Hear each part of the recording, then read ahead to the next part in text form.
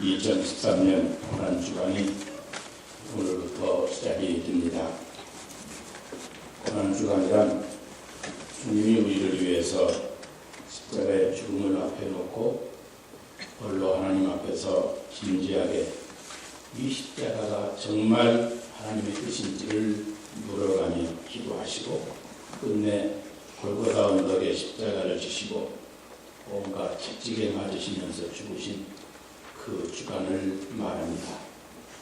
그래서 전 세계 기독교 교인들은 이 한 주간에 가장 많은 기도를 드리기도 하고 주님의 고난에 참여하는 마음으로 금식하며 경건 생활에 힘을 기울이기도 합니다. 이 기도가 한 주간의 생활의 주제가 되는 것입니다. 저희 교회도 해마다 이 고난주간 특별 새벽 기도회를 가져보곤 했습니다만은 금년에는 바로 다음 주간에 부흥회를 준비하고 있기 때문에 금년 고난주간은 조용하게 개인적으로 기도 생활에 힘쓰도록 하는 것이 좋겠다고 생각을 했습니다. 이 주간에 여러분 우리 주님의 십자가를 묵상하면서 다른 그 어떤 것보다도 기도 생활에 힘쓰시기를 바랍니다. 우리는 지금 몇 주 전부터 신앙생활의 기본에 대해서 말씀을 나누며 은혜를 받고 있습니다. 말씀과 기도, 바로 우리 신앙생활의 기본이 아니겠습니까? 시간과 장소, 남녀노소 누구에게든지 신앙생활 성공의 공식이 있다면 바로 말씀과 기도입니다. 그래서 지난 2주간 동안 말씀에 대해서 말씀을 드렸고 오늘부터 몇 주 동안 우리 기도 생활에 대해서 말씀을 드리려고 합니다. 성경에는 기도에 대한 말씀이 대단히 많이 있습니다. 예수님은 구해라, 기도해라 여러 가지 표현으로 말씀해 주셨고 예화로도 비유로도 기회만 되면 예수님은 기도에 대한 가르침을 자주 하셨습니다. 친히 기도 생활에 본을 보여주시기까지 하면서 기도를 가르쳐 주셨습니다. 오늘날 우리들이 암기에서 사용하는 이 주기도도 사실은 예수님께서 제자들에게 가르쳐 주신 그러한 기도에 대한 모범이기도 합니다. 그만큼 우리 신앙생활에 중요한 것이 중요한 기본이 바로 기도라고 하는 것입니다. 이 기도의 응답은 기도하는 사람들의 것입니다. 신앙생활 하면서 가장 행복한 때가 언제입니까? 바로 기도의 응답을 받을 때입니다. 자기가 구하는 것은 무엇이든지 다 받는다고 말을 했던 기도의 사람, 사도 요한은 우리가 하나님께 받지 못하는 것은 바로 구하지 않기 때문이라고 지적을 합니다. 야고보서 4장 2절에도 이는 너희가 구하지 않기 때문이라 말씀했습니다. 그래서 우리가 믿는다고 하지만 행복한 신앙생활을 하지 못하는 이유는 기도하지 않기 때문이며 기도하지 않기 때문에 응답받지 못하기 때문입니다. 기도하지 않는 생활, 그것이 바로 우리가 행복을 얻는 데 가로막는 장애물이 되고 있는 겁니다. 여러분, 왜 구하라 하셨는지 아십니까? 바로 주시려고 하신 겁니다. 하나님이 왜 찾으라 하셨는지 아십니까? 찾아내게 해 주시려고 하신 것입니다. 하나님이 왜 우리에게 문을 두드리라 하셨는지 아십니까? 문을 열어주고 싶어서 두드리라고 말씀하신 것입니다. 숨바꼭질 하시려고 구해라, 찾아라, 문을 두드리라 하신 것이 아닙니다. 하나님이 왜 기도하라 하셨는지 아십니까? 바로 응답하고 싶으셔서 그렇게 말씀하신 겁니다. 당신의 자녀들을 사랑스레 고치며 그들에게 주고 싶으셔서 하시는 하나님의 말씀인 겁니다. 하나님이 보실 때 세상에서 가장 아름다운 모습이 3가지가 있다고 합니다. 하나는 말씀을 듣는 모습이고, 두 번째는 기도하는 모습이고, 그리고 세 번째는 전도하는 모습이라고 합니다. 그런데 기도가 내 생활 속에 빠지고 나면 내가 무엇을 해도 능력이 나타나지 않기 때문에 아름답지 못하게 됩니다. 우리 인생에 왜 그리 기도가 중요한가를 가르쳐주는 이야기가 누가복음에 나와 있습니다. 구하고 찾고 두드려야 될 이유가 무엇인가를 설명해 주시는 비유입니다. 멀리 사는 친구가 여행을 하다가 우리 집을 찾아왔습니다. 그런데 한밤중에 예고도 없이 갑자기 찾아왔기 때문에 그 친구를 대접할 것이 없는 겁니다. 그래서 어쩔 수 없이 그 옆집에 친구에게 대접할 것을 빌리러 간다고 하는 이야기입니다. 뭔가 먹을 것 하나 내놓을 수 없는 가난한 사람에게 전혀 예상도 못했던 멀리 사는 친구, 더구나 한밤중에 다 잠들었는데 찾아온 그 친구, 오리라고 예상하지 못했던 일입니다. 그런데 찾아왔다는 겁니다. 그때 우리는 어떻게 해야 되는지 그것을 설명해 주고 있습니다. 누가복음 11장에 보면 또 이르시되 너희 중에 누가 벗이 있는데 한밤중에 그에게 가서 말하기를 벗이요 또 새 더미를 구워달라. 내 벗이 여인 중에 내게 왔으나 내가 먹일 것이 없노라. 그렇습니다. 다시 말하면 여러분, 인생에 예기치 못한 일을 당했을 때 우리는 누군가를 찾습니다. 어쩔 수 없는 그때에는 다른 누군가의 도움을 받아야만 됩니다. 그런데 그때 우리 그리스도인들이 찾아가야 될 분이 바로 하나님이라고 하는 것입니다. 많은 사람들은 예기치 못한 일을 만나면 하나님을 찾아가기보다는 자기에게 도움을 줄 만한 이 땅의 어떤 대상을 물색하기 시작합니다. 물론 그것도 정도는 맞습니다. 그런데 그 정도만 해도 다행입니다. 오히려 그 마음속에 분노가 끓기 시작하고 자기 인생을 비참하게 생각해서 하필이면 나한테 왜 예기치 못했던 이런 일이 생기느냐고, 하필이면 왜 우리 가정인가, 왜 원망과 분노와 좌절에 한숨을 쉬기가 쉬운 것이 우리들의 생활입니다. 이런 때일수록 예수 믿는 사람들은 하나님께 찾아가서 하나님께 이야기해야 된다는 겁니다. 하나님, 저희 집에 아무것도 없습니다. 이 사람에게 줄 것이 전혀 없습니다. 줬더니 3개만 주세요. 하나님께 가서 그렇게 구해야 된다는 겁니다. 그렇습니다. 여러분, 예수 믿는 사람들에게도 예기치 못했던 일이 생기는데 그때 꼭 해야 될 일이 바로 하나님을 찾아가는 것입니다. 하필이면 왜 이런 때 우리 가정에 이런 일이 일어나느냐고, 왜 하필이면 내 남편에게 저런 일이 생겼느냐고, 왜 자꾸만 내 자식에게 이런 일이 생기게 되느냐고 원망할 것이 아니라 바로 그런 때에 하나님께 찾아가서 기도하는 것, 그것이 바로 그리스도인이라고 하는 겁니다. 여러분, 왜 기도가 필요합니까? 어쩔 수 없는 예기치 못한 일들이 우리 인생길에 자꾸만 생기기 때문입니다. 우리 인생은 예기치 못했던 일들이 참 많습니다. 충분히 그럴 수 있습니다. 그럴 때 하나님을 찾아가는 기도하는 겁니다. 어느 조사님께서 암을 투병하시다가 얼마 전에 소천하셨습니다. 그분이 소천하시기 전에 목사님이 그에게 찾아갔습니다. 그 집사님의 자녀들이 하필이면 목사님, 왜 우리 집에 이런 일이 생기는 겁니까? 통곡을 하는 겁니다.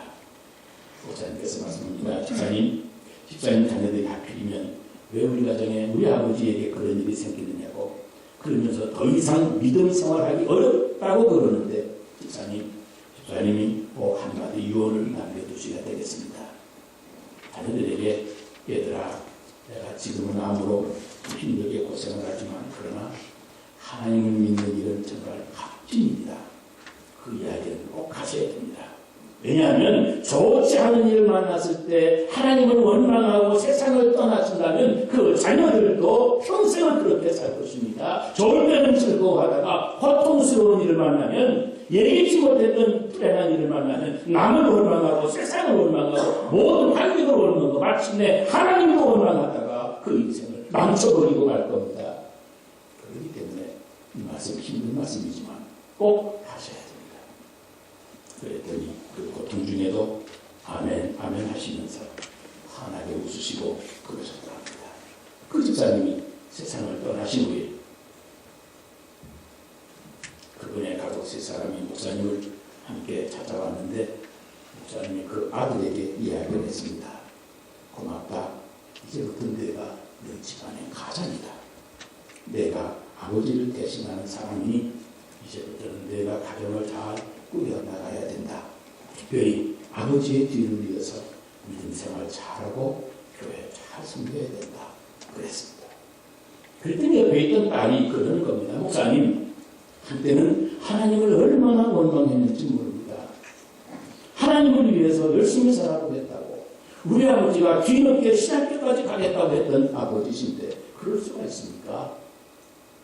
그런데 이제 와서 가만히 생각을 해보니 하나님이 우리 가정에 놀라운 사람으로 그동안 지금까지 살아오게 해주셨습니다. 그러더랍니다. 여러분, 우리 인생 가운데 어떻게 할 수 없는 순간이 언제든지 다가올 수 있습니다.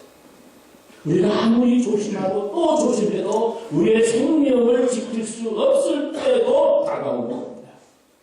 생각하지 못했던 일들을 우리 인생이 얼마나 많이 자주 만나게 됩니까? 그래서 교회 가고 교회 다니들이 순식간에 물거품이 들 때도 있습니다. 잘 되니까 염려할 것 없다고 활짝 웃으면서 기념살려고 하고 샴페인을 터뜨리고 그러는데 갑자기 전혀 예상하지 못했던 일들이 일어나는 것, 예상하지 못했던 일이 발생하는 바람에 우리의 삶이 한순간에 무너지고 마는 것, 그것이 우리들의 인생입니다. 여러분 그렇지 않습니까? 예기치 못했던 일들이 우리 주변에 얼마나 많이 일어납니까? 그런데 예수 믿는 신앙인에게도 그것이 예외가 아니라고 하는 말입니다.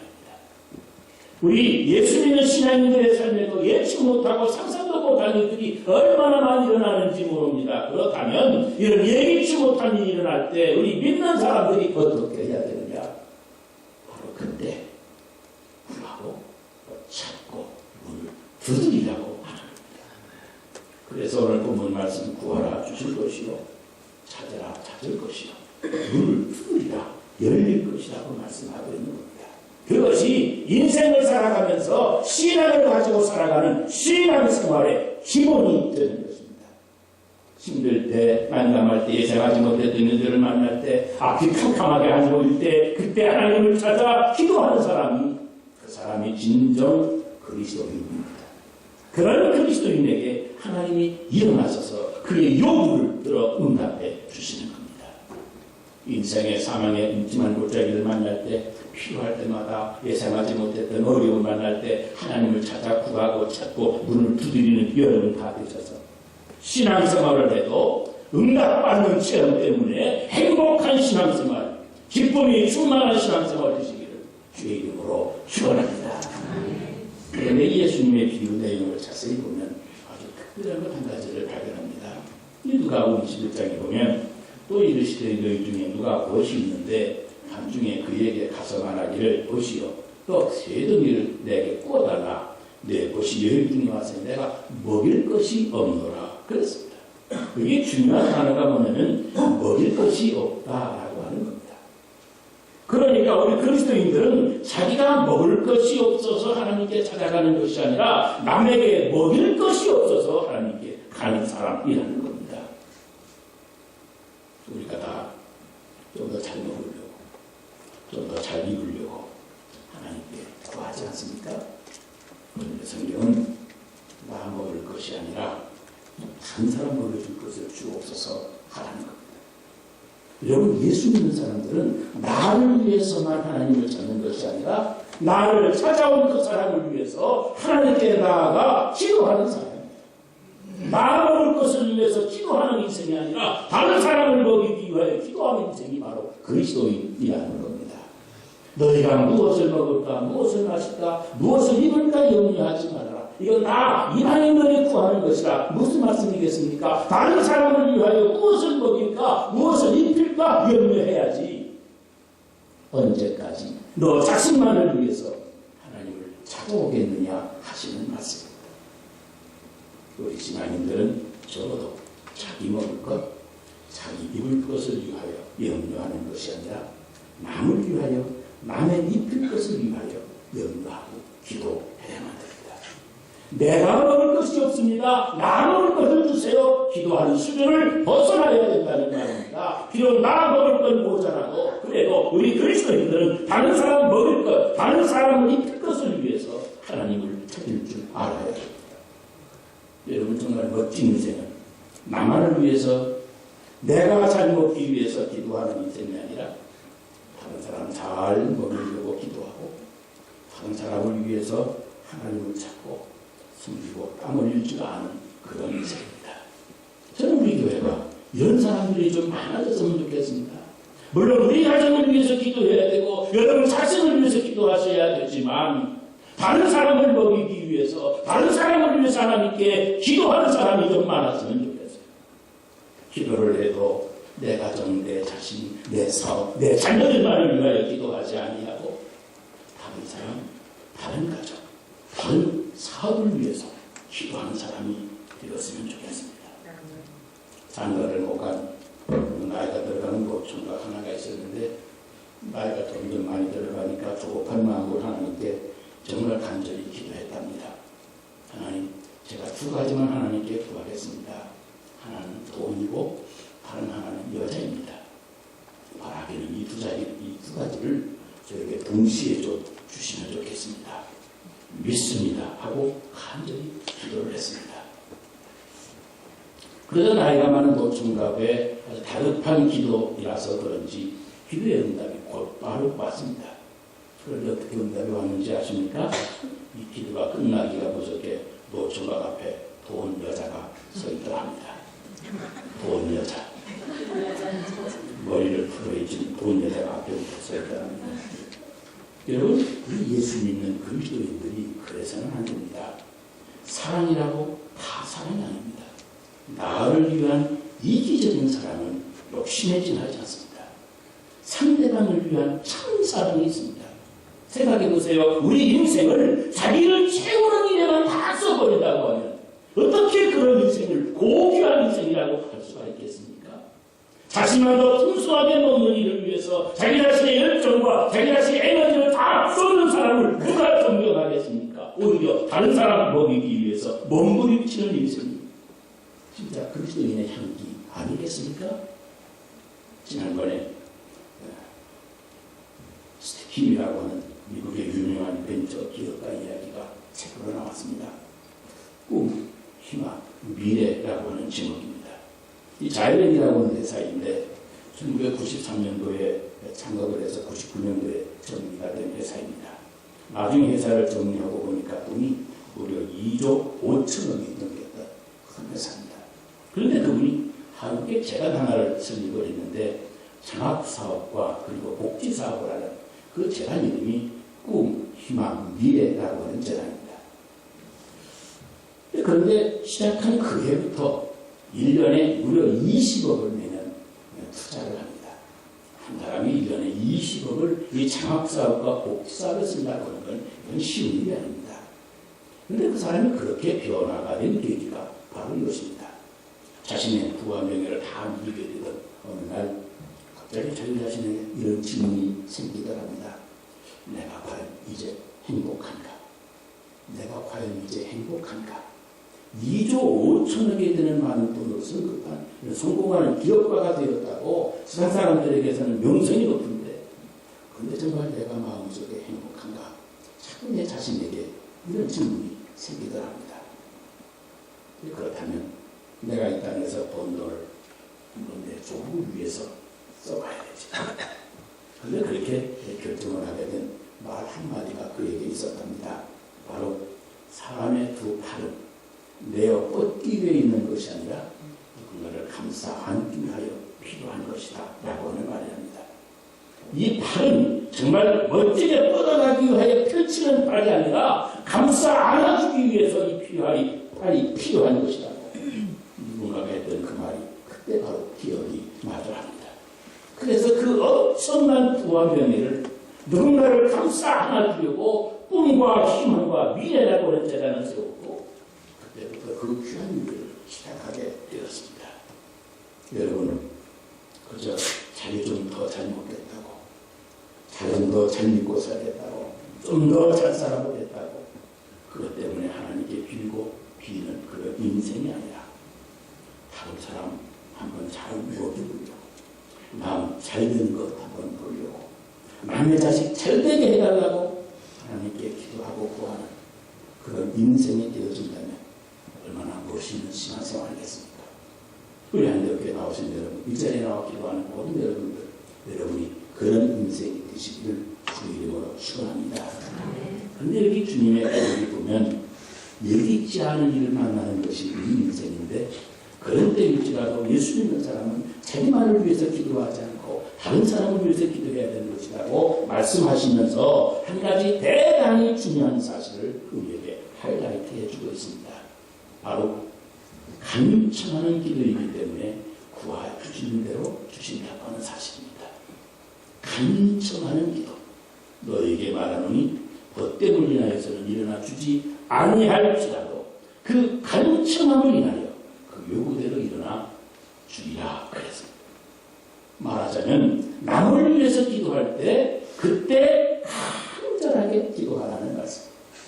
우리가 자기 자신을 위한 기도는 눈물을 뿜어 흘리면서 정말 간절하게 통곡을 하면서 기도하는데, 남을 위하여 기도할 때는 들어주시면 감사하고 안 들어주신다면 어쩔 수 없는 거고, 우리 대신에 어찌 그리 잘하시는지 그 전공을 찔러 도려내는 말씀을 주님이 하신 겁니다. 물론 우리가 남을 위해서 기도하는 것 그것만 해도 대단히 잘하는 겁니다.